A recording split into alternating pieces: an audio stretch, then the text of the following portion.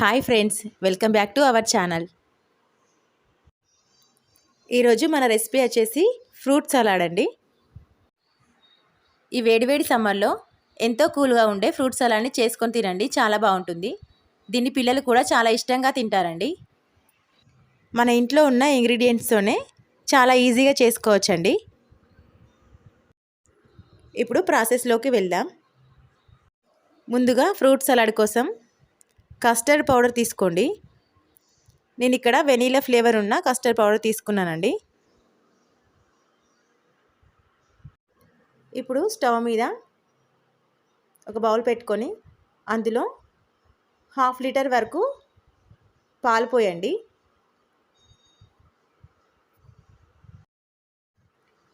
ఈ పాలని 2 పొంగులు వచ్చేదాకా మరిగించండి.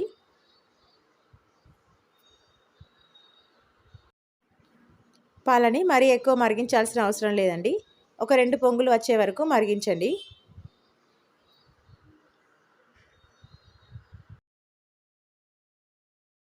ఇక్కడ 1/2 లీటర్ పాలకి నేను 3 టీ స్పూన్స్ వరకు కస్టర్డ్ పౌడర్ తీసుకున్నాను. ఇందులో కొద్దిగా పాలు యాడ్ చేసి ఉండలు లేకుండా బాగా కలపండి.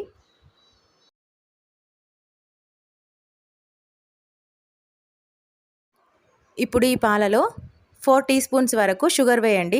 కరెక్ట్గా సరిపోతుంది. తీపి ఎక్కువ కావాలనుకుంటే కొద్దిగా షుగర్ ఎక్కువ యాడ్ చేసుకోవచ్చు. ఇప్పుడు మంటను మీడియం ఫ్లేమ్లో పెట్టుకొని మనం ముందుగా కలిపెట్టుకున్న కస్టర్డ్ పౌడర్ని కొద్ది కొద్దిగా వేసుకుంటూ కలపండి, లేదంటే ఉండలు కడుతుంది. కస్టర్డ్ పౌడర్ని ఒకేసారి వేయకుండా ఇలా కొద్ది కొద్దిగా వేసుకుంటూ కలుపుతూ ఉండాలి, లేదంటే ఉండలు కట్టేస్తుంది. ఇలా 3 మినిట్స్ వరకు కలుపుతూనే ఉండండి.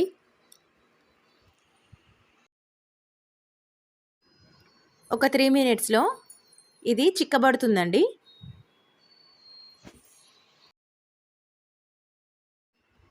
చూసారు కదా, ఈ కన్సిస్టెన్సీ వచ్చే వరకు కలుపుతూనే ఉండండి.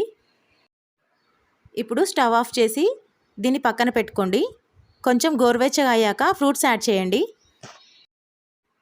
మీకు నచ్చిన ఫ్రూట్స్ మీరు యాడ్ చేసుకోవచ్చండి.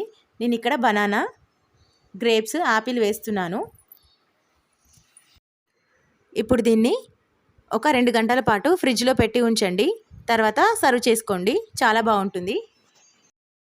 దీన్ని ఫ్రిడ్జ్లో ఉంచి తీసాక ఐస్ క్రీమ్ లాగా చిక్కబడుతుందండి. అంతేనండి, ఎంతో సింపుల్గా టేస్టీగా అండ్ కూల్గా ఉండే ఫ్రూట్ సలాడ్ రెడీ అయింది. ఈ రెసిపీ మీకు నచ్చినట్లయితే ఒక లైక్ చేయండి.